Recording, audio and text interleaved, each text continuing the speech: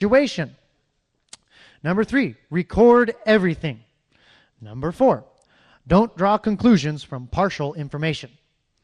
And number 5, weigh everything against the Constitution and the 2 laws of common law. Under common law, there's 2 laws.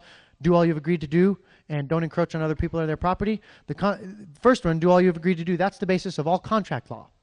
And don't encroach on other people or their property, that's the basis of all criminal law. And we have to understand that the Constitution is contract law. It is between a people and an entity that they created to help them defend their rights.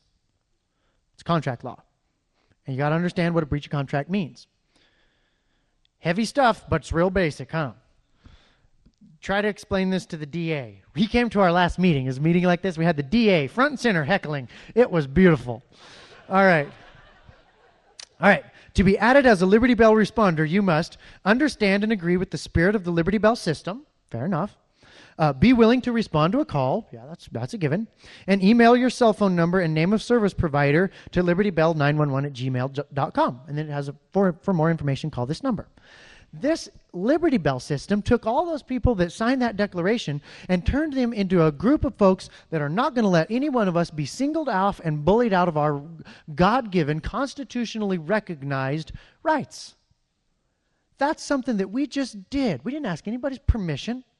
We just did it under our natural right. You know, John Locke, who's a swell chap, says that the rights of law and self-defense belong to men as men and not as members of society. That's true. And we can create a contract and subcontract out that right to a government to help us defend our rights. The Declaration of Independence says that to secure these rights, governments are instituted among men. It didn't say to do what the electorate says, governments are instituted among men. It didn't say to manage everything real good, governments are instituted among men. To protect these rights, governments are instituted among men. We hold these truths to be self-evident, that all men are created equal, endowed by their Creator with certain unalienable rights, that among these are life, liberty, and the pursuit of happiness, that to secure these rights, governments are instituted among men, deriving their just powers from the consent of the governed. They can exercise a power that is not just without our consent. That brings us back to the rule of force instead of the rule of law. So we got the Liberty Bell system. We got the Declaration that's changing the cultural tide. We got the Liberty Bell system that is getting people standing together, unified on principles. And we've got the next thing that was in there is the common law court. Okay, I'm trying to run through this real fast because I know we're about to run out of time here. The common law court. This is the biggie. Okay, we didn't create a grand jury to wring the nose of government. We didn't create a grand jury to indict some politicians and pick a fight with the government. You know, oh, we're going to make a grand jury and stick it to the man. You know, the man gets mad when you do that. Here's what we did. We said, our government is a joke. They're so broke, nobody will loan them money. They're so far in the hole, they'll never get out. They've got so many balls in the air trying to juggle that it's all going to come crashing down. They've got 1 foot in the grave and 1 foot on a banana peel.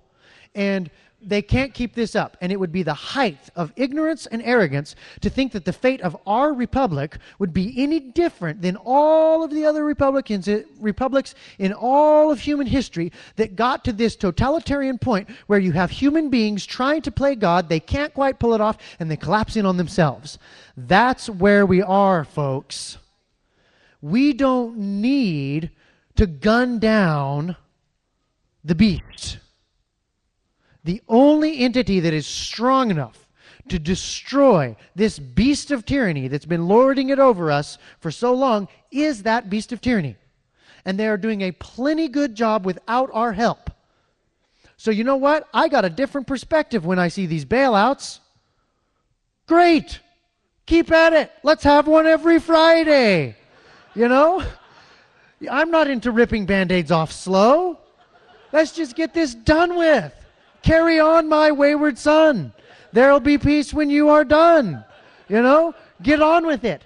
And what we're doing is instead of trying to salvage and save and reform this thing that we just know in our guts is beyond repair, we're just getting ready to rebuild. Oh, the relief. You don't have to unpickle the pickle. you can get a new cucumber. And that's what we're doing. It's baked in the cake.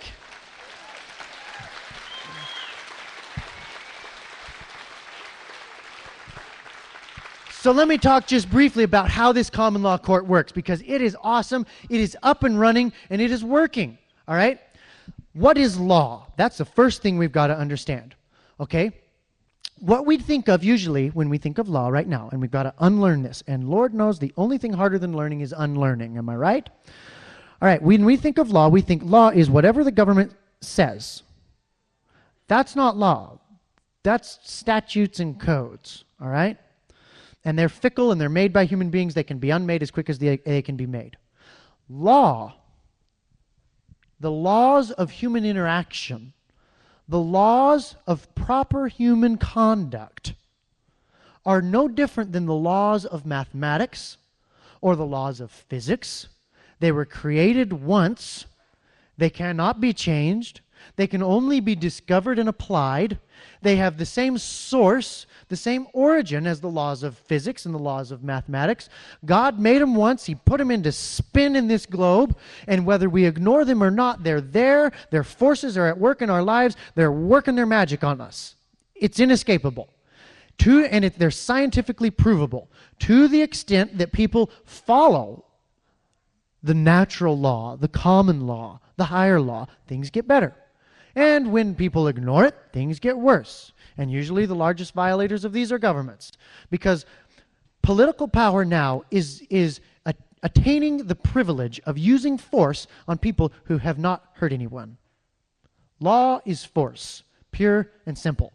And the only time that the use of force is appropriate, whether you're an individual or a government, is to defend, never to aggress.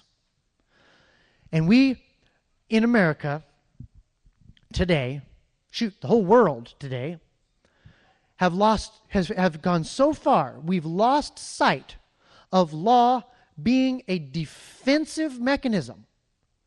And all we see is law as a way to hurt others, a way to exert coercion and force over others.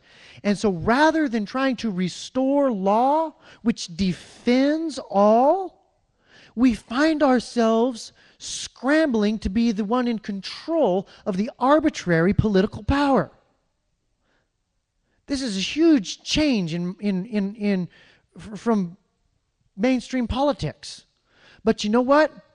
If us in this room was U.S. Congress and we were exercising the arbitrary control, I dare say we'd do a better job, but it would not be a step forward. It would just be a shift side to side, because there's no basic difference in a human dictatorship whose power is self-derived and absolute. That's not the rule of law. That's the rule of men. And the rule of better men instead of worse men might be better, but it's still miles inferior to the rule of law. Does that make sense? So, here's how the common law court worked. Let me talk about how judicial furniture, all right? The furniture in a courtroom tells you how they think. I'm serious. Just a second here. All right. You go into a political law court, a statutory court, where there's codes and statutes and stuff. You go in there. Over here in this corner, there's this giant chair. It's like a lifeguard chair. And the judge is up in this chair, and there's all this immaculate oak, look like, how many Davis Bacon man hours went into that chair? I don't know, but a lot, okay? And then the ceiling tiles radiate out from the judge like he's the center of the universe, and the floor tiles radiating out from the judge. It's just magnificent. You almost hear the hallelujah chorus when you look at this chair. And then down here, you've got a desk with a drawer, 2 drawers. That's how much stuff you got to shovel through when you're before this judge. 2 drawers of stuff and a plug-in for your laptop. You got a desk for the plaintiff and a desk for the defendant in front of the judge high up in their chair. And then over here, kind of pigeonholed, satellite to the whole accessory, the whole ball of wax, you got this jury box. And they're just down on ground level, and they're probably sitting in uncomfortable folding chairs like you're in right now.